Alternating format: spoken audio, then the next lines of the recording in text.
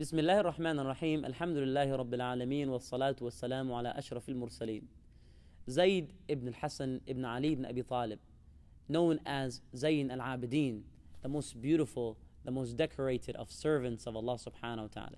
People used to come to him and complain to him, listen, you are the grandson of the Prophet Muhammad sallallahu alayhi wasallam, and we don't see you spending, we don't see you giving, we don't see you being as generous as you used to.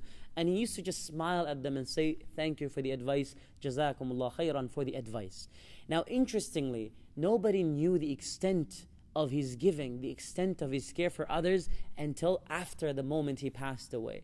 Now what happened is there were people, poor people in Medina that used to get all of this, rice and sha'ir and just food brought to their house late at night. Nobody ever knew who was bringing this food, and nobody ever thought it would be this individual that we are talking about. Nobody assumed, nobody ever thought of that.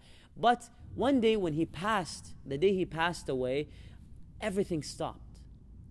A night, 2 nights, 3 nights after his passing, everything stopped coming. And not only that, when they were washing his body, they saw marks on his back of, again, the pressure of holding everything on his body when he was, again, taking this stuff, delivering it to the poor. The marks themselves marked and served as a memorable moment for all of us and a hint at the fact that he was the individual that was giving for the sake of Allah subhanahu wa ta'ala. So there are many individuals out there. We may not see them publicly doing good. We may not see them publicly doing much and committing much, but in their private time, on their own, they're continuously serving Allah subhanahu wa ta'ala, and they're hiding it from others so that it becomes sincere between them and Allah subhanahu wa ta'ala alone, as Allah subhanahu wa ta'ala mentions in the Quran throughout the importance of spending publicly and secretly. But again, as the hadith of the Prophet Muhammad ﷺ shows, that it's a beautiful act, and again, it's closer to sincerity to serve others,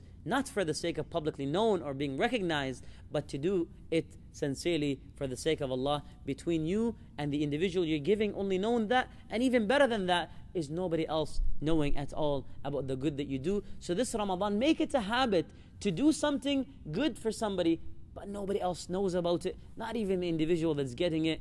Do something good anonymously. Enjoy Ramadan. May Allah subhanahu wa ta'ala allow us to live and implement the sunan of the tabi'een, the sahabas, and the Prophet Muhammad sallallahu alayhi wa sallam. Assalamu alaikum wa rahmatullahi wa barakatuh.